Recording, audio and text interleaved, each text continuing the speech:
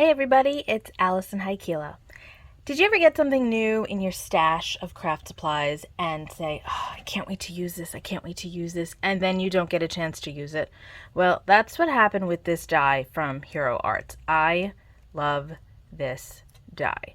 It's a phoenix, and if you don't know, my son's name is Phoenix, and he was named after the mythological bird. So when we saw this, we knew that we had to get it for him. Really, it's his. It's not mine. It's his. He's actually used it before, and he made a really great shaker card with it. So I thought I would try making a shaker card with it this time myself. So I have a bunch of supplies here. Not sure if we're going to use everything. We might not. I might bring in other things, but why don't we get started? So again, this die is gorgeous. It's from Hero Arts, and I have already run it through my die cut machine. I just use 110-pound white cardstock, and I also have an oval die. I thought we would use this for our shaker, and I have this great stencil from Brutus Monroe, a bunch of distress ink colors, as well as two Altenew crisp dye ink colors because I really like those yellows. I've got some gold embossing powder. This is the detail gold from Stampendous. I've got some little ink blending tools. I've got some sprays. I've got my sparkle blend. And why don't we get started?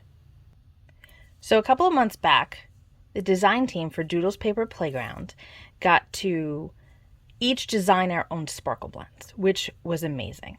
So my son Phoenix is a member of the team, just like my daughter Rhiannon, and they each got to design their own blend. And this is the one that Phoenix came up with. And of course he called it Phoenix Fire, which is perfect. So that's the blend that we're going to use today. It's got these cool flames in it, these awesome shards with Greek keys, squares with Greek keys, this really cool almost reptilian print sequin. You've got these huge pieces that have this holographic quality. They're amazing. Diamonds, lots of orange, some yellow, some gold, a little bit of like a light chocolate brown, some black to add some depth. It's just a really cool blend, and there's still some of these available at the time that I recorded this video. So make sure you check it out. All of the sparkle blends are limited edition, so once they're gone, they're gone. But this is called Phoenix Fire, and I love it, and that's the one that we're going to use today. So I thought that we'd start by working on our background, and I'm going to use just a plain piece of white cardstock and this Brutus Monroe stencil.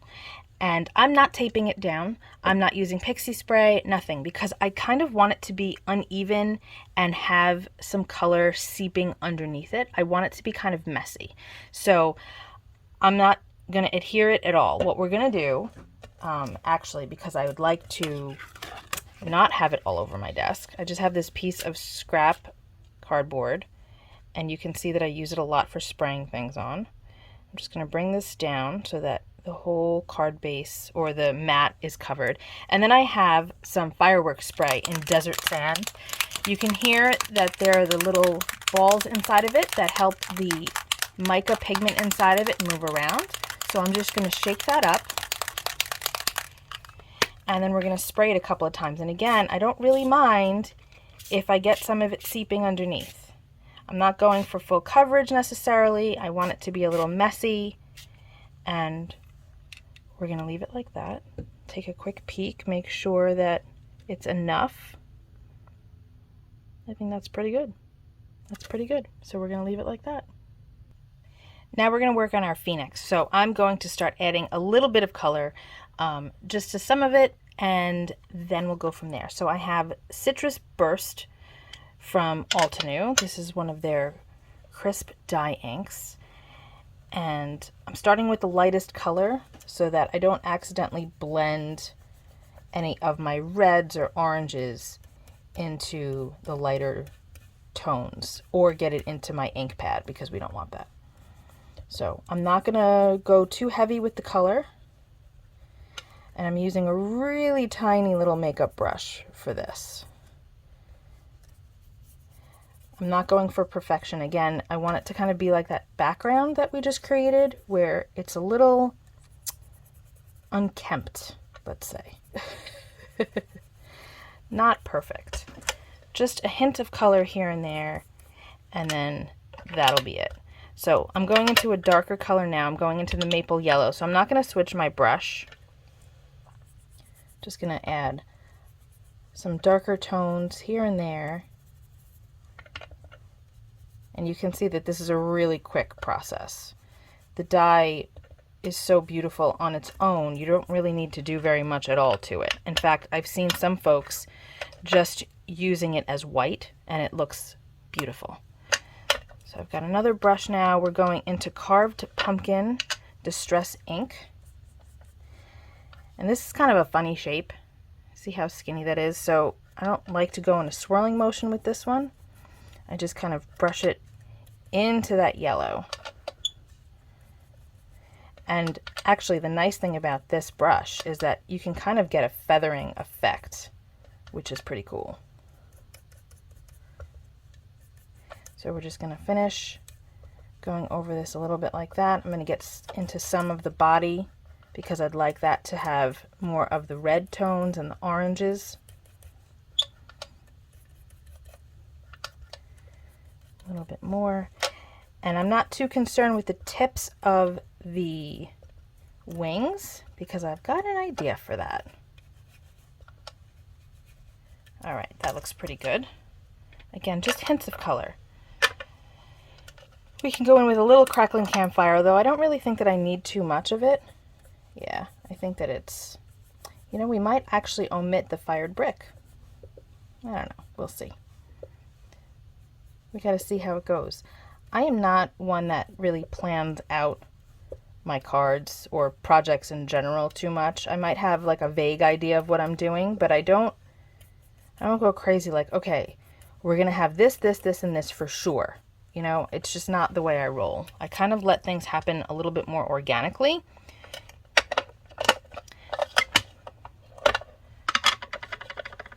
And I haven't switched my brush, but we're getting into darker tones, so I don't really mind.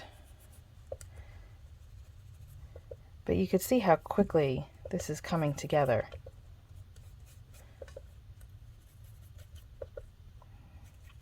A little bit more red on the tail. And then I think we're going to just heat set it really quick. Distress ink and the Altenew inks dry very quickly because they're dye based, but I'm going to be adding some embossing powder, and I want to make sure that it's not going to stick to the entire bird. So I'm going to heat set that off camera really quickly. Here's our finished bird, and it's all dried up, which is great. So now what we're going to do is add a little bit of VersaMark ink to the tips of the wings and the tail. And I'm just going to take the pad like this. And another option that you can do is taking the Versa marker, which is the same stuff as in the VersaMark pad, except it's in a pen form. And there's two sides to it. There's a bullet side and more of a brush tip side. So you can do either way. It just depends on how perfect you want it to look, and not going for perfection, like I said. So I don't mind if it gets a little higher in some spots than others. It's going to look good no matter what. So now I'm going to just take some copy paper so that I can dump my gold embossing powder onto it.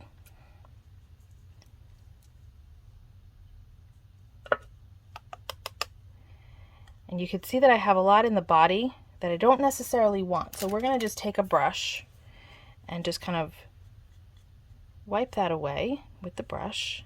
Comes off nice and easily. I like to use a soft, kind of fluffy brush for that. And I want to get some over here. So now I'm going to actually take that marker and just kind of hit it a little bit. And then I can just scoop that in like that. Get a little bit more in there. Scoop that like that. And then if I feel like it's a little too much, I can just wipe it away. Just like that. I think that looks pretty good.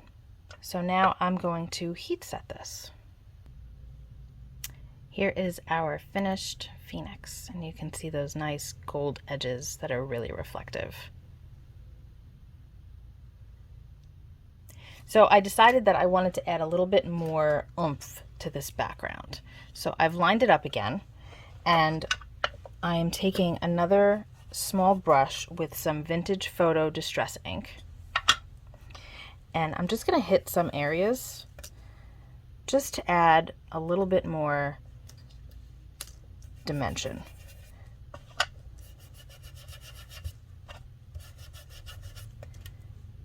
See how that makes it pop?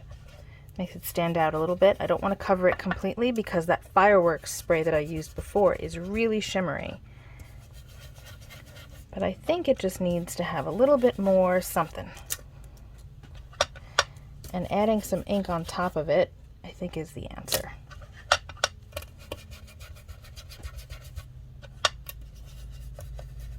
There we go.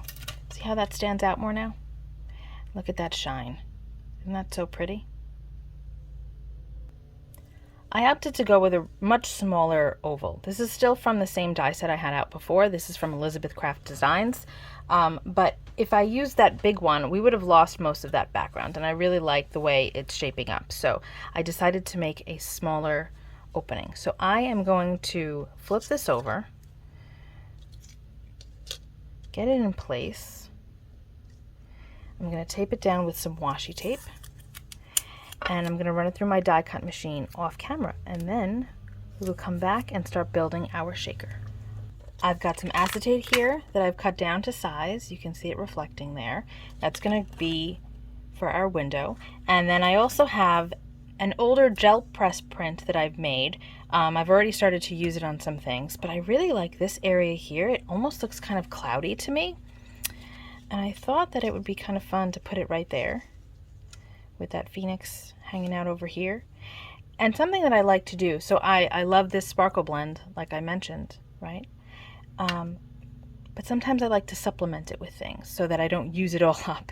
It's a way for we hoarders of sparkle blends to kind of keep a bit of what we want to and then use up not something that we don't want, but kind of just spread the wealth a little bit. So I am going to take some of the blues from Baby Shark because I feel like it could use a little bit of blue. Let's represent the sky a bit here, especially since we've got this almost cloud-like look going on. So I'm going to use a little bit of that as well. So the first thing that we need to do is cut this piece down. So I am going to lightly trace a pencil line just to give myself an idea of where I need to cut it. And then I'm going to make it bigger than that. So we've got this line here, and it's fine that it's bigger. We're just going to trim this out, just like that. And cut that down. Leave the rest of it off to the side, and then just double check it, make sure we're good, and I think that looks really cool. We're actually going to wind up needing to trim some of this off because it's a little too much. So we can do that right now so that we know where to line this up once we get it on our piece. And take it right to the edge. Perfect. Just like that. Okay, so now what I can do is get rid of that, and then I'm going to attach my acetate to the back, and for that I'm going to use some Terra tape from Imagine. So I'm going to do that off camera real quick. The acetate is now attached, and now what we can do is take our foam tape, which I have from Pearl Blossom Press. This is a nice thick foam tape. It cuts beautifully, and the release paper comes off really easily. So I love using this foam tape. So now I'm going to just layer my foam tape all on the back here. I'm not going to show you the entire process of putting foam tape on here, but I want you to see that I've cut this in half. This is the size of the foam tape that I use, and I cut it in half with my scissor. And now we have to have a complete oval around our window. So what I like to do is I remove the release paper as I go, because the release paper doesn't bend, but the foam tape has flexibility to it. So if you remove the release paper as you go, you still have a place where you can put your fingers without it sticking. And in the meantime, you can bend your foam tape around your curvy shapes. So we need to just put a little bit more right there. So I'm going to snip off this edge a bit so that it meets up with this one better. And then I'm going to cut this off. And then we'll have our completed shape. You want to make sure that you don't have any gaps, because if you do, you could lose your sequence. So the foam tape is on, and now I'm just going to add some of my shaker bits. I am going to not use these larger pieces just because I went for the smaller oval on this card. So I don't want it to take up too much space because I would like some of this background to show. So I'm going to drop in some of these larger pieces, and occasionally these guys get stuck together, the ones with the prints. So make sure you separate them so that you have more of it to play with, right? And I'm going to get some of the shards in there. And of course we need a couple of those flames and the diamonds. And I tend to like pick through what I want in there when I'm making a shaker, because some pieces work better in some shakers than others. So we're going to stick with that for the moment, and then I'm going to add some of the blue from Baby Shark. Not a lot, like I said. I just want to kind of pick up some of the blue that's in that gel press print that I'm adding to my background.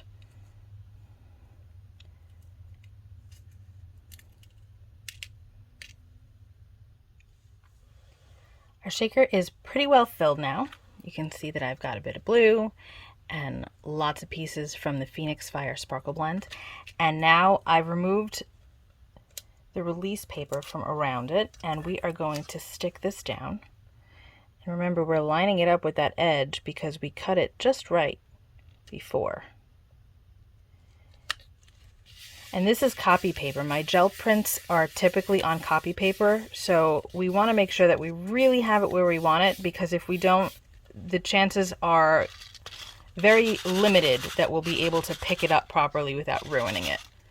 So there we go. And you can see that because that foam tape is nice and thick, you get a lot of movement with those sequins. And then we're going to put this on here. Let's finish up our card. So what I should have done before we built our shaker window, and I do this to myself all the time, I don't know if this happens to you guys, is I should have put my sentiment down. So we're going to put him right here, just so that we see where he's going to go, approximately. And I've got this stamp set, which is also from Hero Arts, called Dragons and Unicorns. Guys, I love mythological creatures, can you tell? So we're going to use the You Are Magical for our sentiment, which I already have on a block, and we're going to use one of my absolute favorite colors and inks for this sentiment. This is VersaFine Clair ink in Twilight. I use this ink all the time in this color, and we're going to put that right there. And hopefully our foam tape is solid enough where we won't have any funny gaps in the words. There we go. Perfect. It's time to prep our card base now. So if you have watched my videos before or follow me on Instagram or on Facebook, you know that I very often don't leave a white edge to my card base. I do something to it. So for this, because we've already got this shine going and it looks amazing, but I feel like it needs a little bit more depth. So what we're going to do is add more shine and some depth. So I've got this super old Memories Mist in a metallic orange. I don't know if this is still available, but I tell you what, there are plenty of metallic sprays out there that you can get. If you don't find this one anywhere, I'll see if I can find it, and if I do, I'll put a link down in the description. But if not, there are lots of great sprays that you can use, and I very often don't spray my sprays. I did before with that stencil, but I love to use them in this fashion too. Just paint it on that edge so that you're expanding the use of those sprays that you have.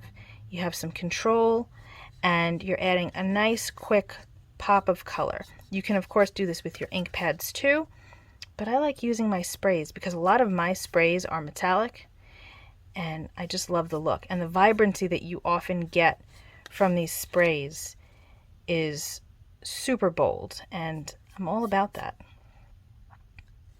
And they dry really quickly too, which is nice. Whereas some of your inks, your ink pads, they don't necessarily dry so quickly, but these sprays tend to dry fast. And now we have this nice pop of color behind our card. I've added some glue to the back of my gel print because you want to make sure that you have adhesive all over the back of your piece. So now we're going to just place this on here.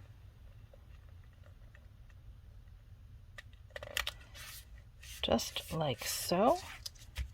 And then we're going to adhere our phoenix.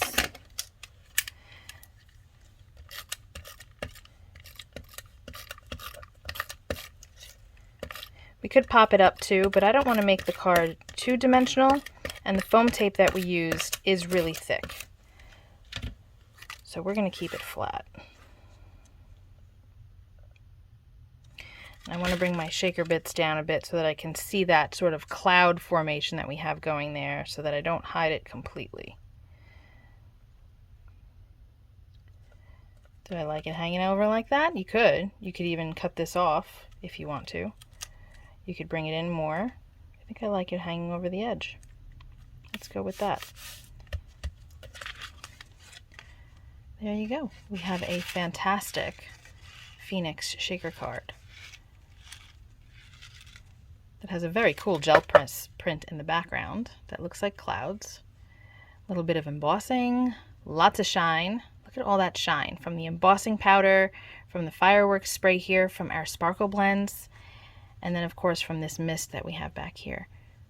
I'll have some pictures at the end of this video so that you can see it really well. So thanks so much for joining me today, guys. I hope that you like and subscribe to my channel and hit that notification bell so that this way you can find out every time I post videos. I am working on trying to get videos uploaded more frequently, I promise. And I hope to see you again very soon. Thanks so much for hanging out with me, guys. Have a great day. Bye-bye.